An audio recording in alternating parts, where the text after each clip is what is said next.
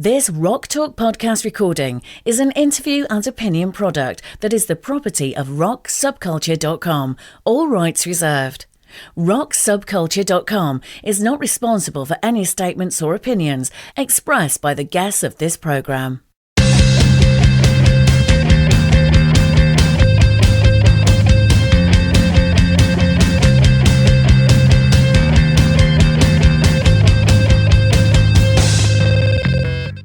Welcome to Rock Talk, the official podcast for rocksubculture.com. Each podcast features interviews with special guests to discuss all aspects of popular music. Rocksubculture.com travels the globe to experience, review, and archive live concert events. Interview those involved in producing and performing a variety of genres of popular rock music, as well as find and learn about related studio and stage-use artifacts and memorabilia. Now, let's join our host, Jason DeBoard.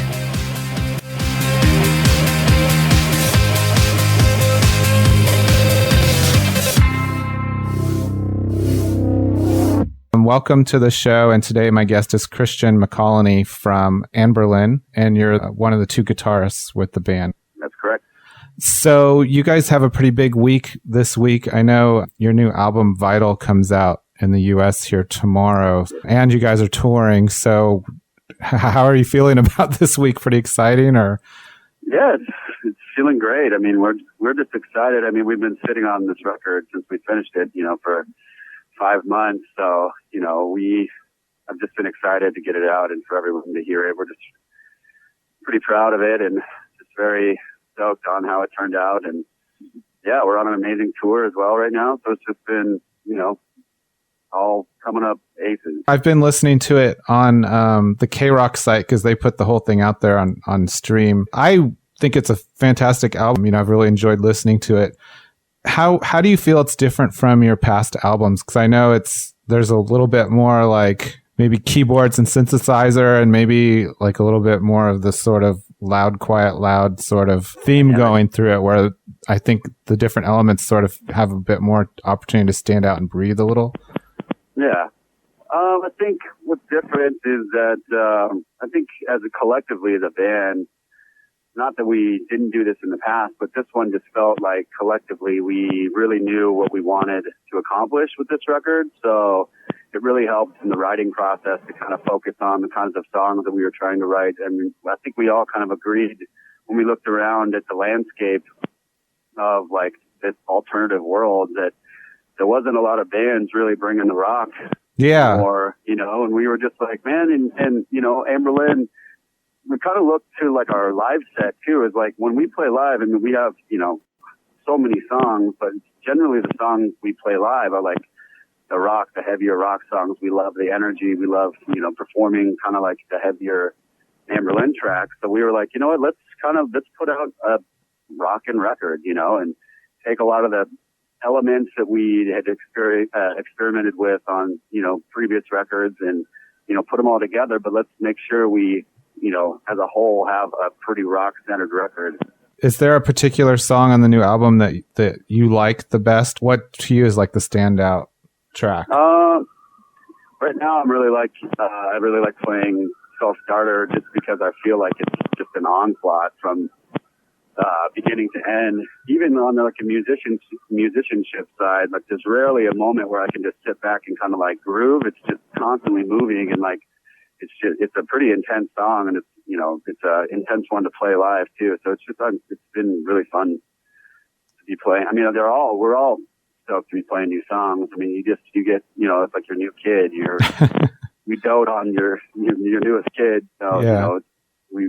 It's been fun to play a bunch of the new songs live. Yeah. So did you have an influence in helping to pick that as like the song to sort of kick off the album? Because I think that's the first track on the album, right?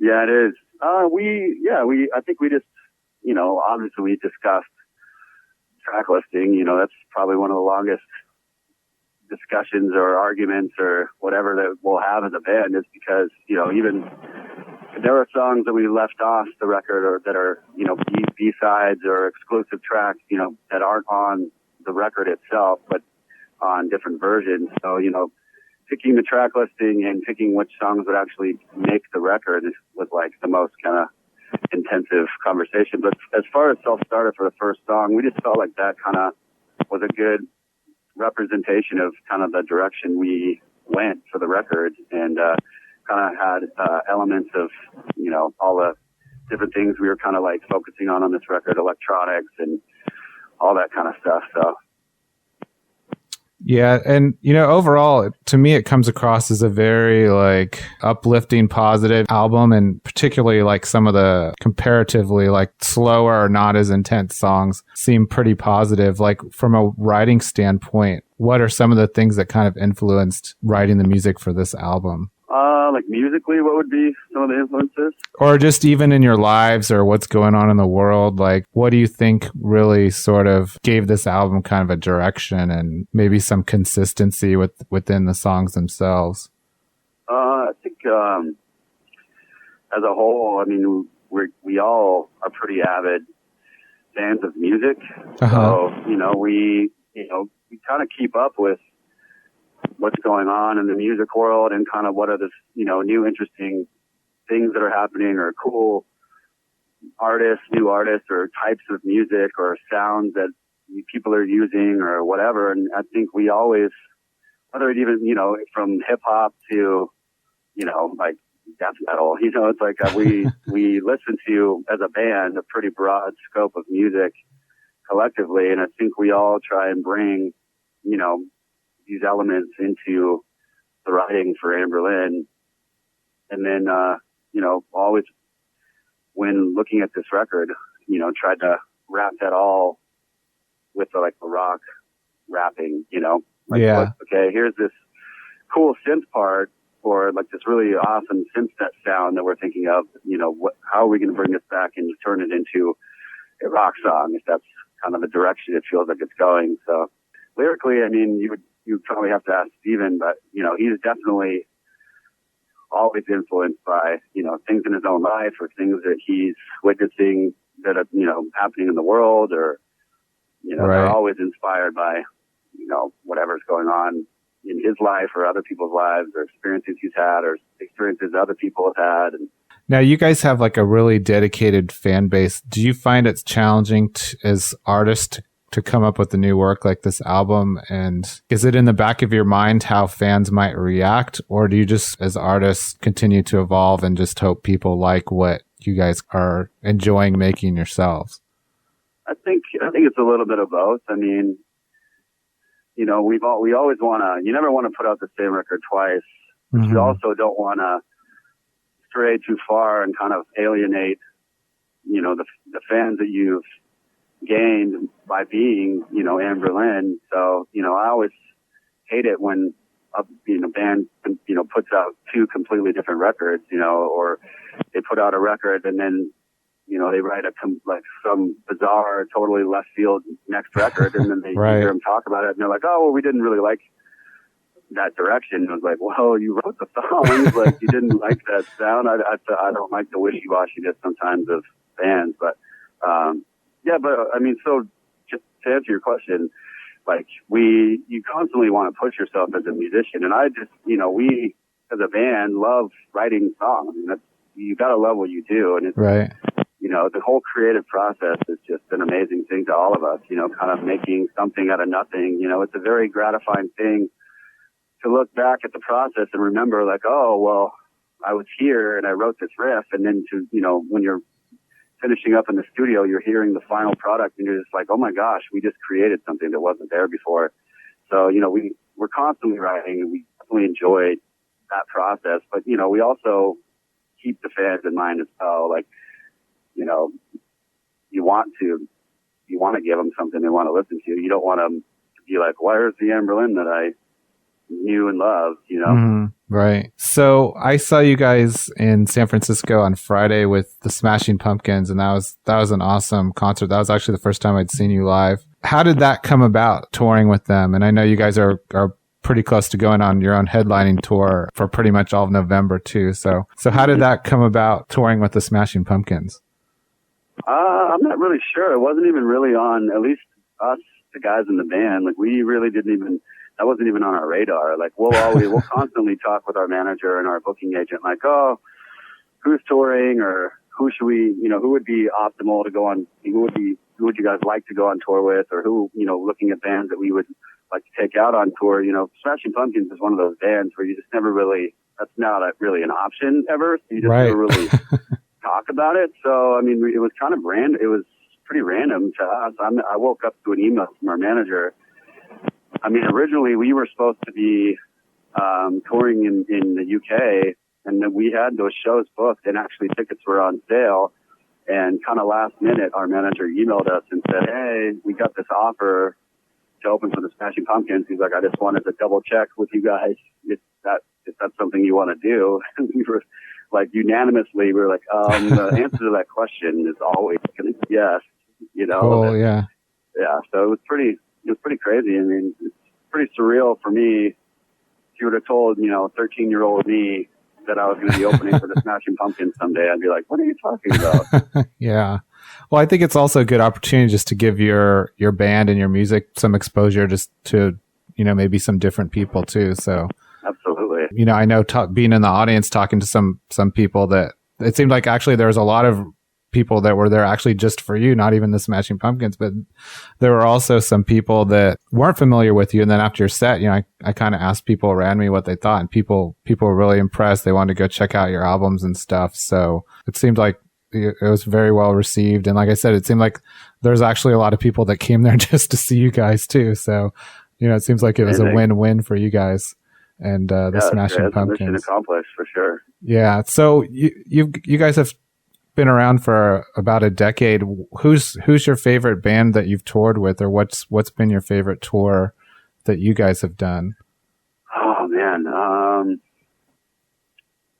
so many. I mean, it's such a charmed life. Yeah. To live, getting to do this, to, live your dream every day. So I mean, it's really just always amazing. Like every tour has its moments and memories of what made it amazing, and it's really hard for me to kind of pick one over another.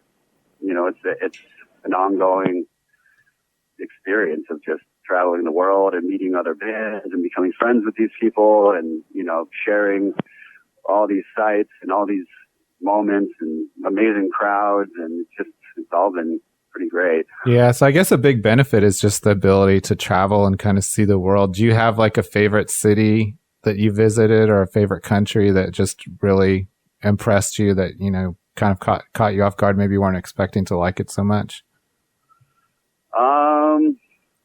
Maybe, I would say more so like not expecting the kind of, turnouts or, reaction wise was we went to Manila, I think it was last year, and it was just crazy. Like we had, like there was paparazzi at the airport, and like we did like a press conference, and there was like, we had to have security around us the whole time, like really couldn't leave the hotel, like just those kind of, and like the show was massive, just bigger, we'd never been there before. Yeah. So, and it was like that when we went to Singapore as well. There's just these, sometimes you go to some countries and just with no expectations, you've never been there before, so you don't really know what to expect, and it just totally blows you away, and you're just like, why? It's like because it's not like that in the States, Right.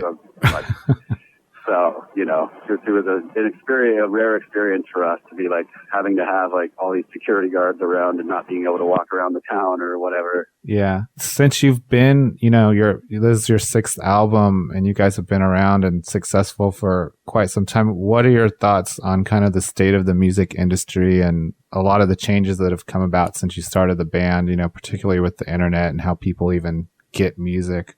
What are your thoughts, good and bad on kind of the music industry at large today? I think it's good. I think it's just progress, and you just gotta, you learn to adapt. And I think technology has only just improved people's ability to find the music. And I think that's overall a good thing. If it wasn't for the internet and for, the ease now that people can find bands and listen to artists, like we wouldn't be able to have gone overseas, to countries where we don't have any CDs over there, right. Or we don't have a record. And if, that's why we're there and that's why we have a fan base there is because, they found us on the internet. And, right.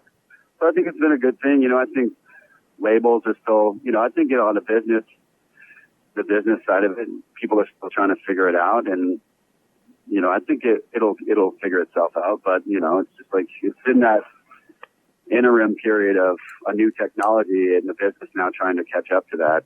It's been the topic since I started doing this full time, and it's still a pretty hot topic. But, I see a lot of advances, and I still see it even changing even more so in the future. I can only imagine what it's going to be like 5 years from now. What is your guys' secret for being able to stick together as a band for 10 years? Because usually the life of a band is, maybe 2 to 5 years, like maximum, right. It seems like. But you guys have remained fairly intact over all this time. So what's your secret? That's a good question. I really feel blessed to be surrounded with, and be in the band with the guys that I'm in, because they're just, they're my friends, they're my brothers, mm-hmm. Our drummer was 14 when he first started playing with Anberlin, I think, and Nathan was like either 13 or 14. And we recently talked about how he's probably spent more time with us than he has his real brother. Wow. It's like from that moment when he was 14 and joined the band's just been touring, constantly, sometimes 10 months out of the year, every year for 10 years. So, we are closer than, being in a band with somebody, you spend more time with those people than probably you spend with anybody in your life, 24 mm-hmm. hours a day, every day for 10 months a year, So I don't know. I think, we're just good friends and pretty grounded dudes, and have never let anything, go to our heads or, and I think what's helped is that the band never just blew up. It was always, the band fought for every inch that we got. Right. There's never been any hype about the band. There's never been any big, anyone massively championing the band. It's just been, city by city, fan by fan, record to record, slowly growing the band. And, I think we've just been in the trenches so long together that, that's probably why we get along so well, I think. Yeah, it sounds like you guys are a real family as well as a band, I guess. It's crazy. It's literally like having 4 wives. You just learn like the little idiosyncrasies and everyone's little, you can tell what people are thinking, or if someone's sad or if someone's frustrated or whatever, just by a look now. You know? It's pretty funny. So you guys have been like consistently recording and touring. How do you find the time to keep up with all of it? And then do you ever get a chance to take a real break from it and just sort of relax, I guess, for lack of a better word? Yeah, this year, this tour, so the last real, tour we did was about a year ago. So we took almost a year off to focus on writing the record. Our singer Steven had a kid around this time last year. Mm-hmm. And, we'd done a few short runs of tours. We did an acoustic tour, but that was only a couple weeks. So for most of this year, we've been sitting off. Besides being in the studio. So, that's literally the most time we've had off since I can remember, since I dropped out of college and started doing it full time. So, I think now later in our career, we've also learned to tour smarter, not harder. So you will probably rarely find the years where we'll be on the road for 10 months. We will pretty adamant now about taking a good breather after every tour and letting people re-energize and recenter. And, because some guys are married, some guys have started families. So you still need to find a balance between the two, and it keeps you happy and passionate about, and it gets you excited. Sometimes when you just go from one tour to the next, you're just like, oh, I don't want to be here, which sucks because, you know, it's like if it's anybody else, you would sound like a jackass, you know, because they're just, what do you mean you don't want to be here? You're in a band, you're on tour, but, you know, after, you know, 6 months or something, you're just fried. So by touring smarter, you can refresh and stay excited about being on the road and really want to be there instead of just like, oh my gosh, I just need a break, you know? Yeah. When you guys kick off your headlining tour in early November, how much of the new album Vital, like how many of those tracks do you think you'll be playing, like generally in your sets? I mean, we practiced before this tour a little bit for the next tour as well. So we practiced what we would probably be playing on the headlining set. And I can't remember, probably maybe 6 or 7 new songs. Cool. Yeah, and I know you guys are super busy today, so I'll thank you for chatting with me today. And like I said, I've listened to the album on the stream, and we'll be picking that up tomorrow. And it's a great album. I really hope I get a chance to see you guys do one of your own shows coming up in the next year or so. So absolutely. Thank you. Thanks for having me. So good luck, be safe, and thanks again for talking with me today. Yeah, thank you. All right, we'll take it easy. Bye.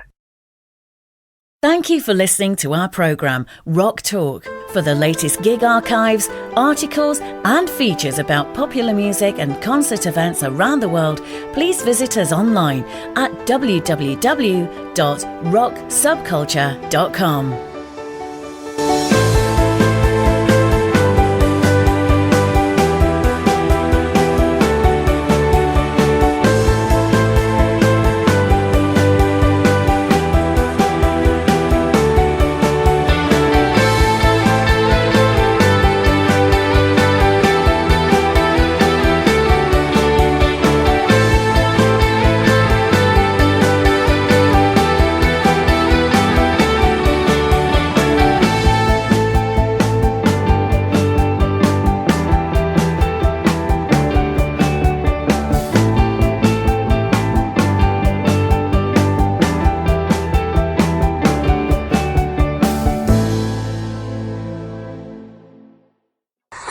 I have a guy here. You can't even say Moosebusters.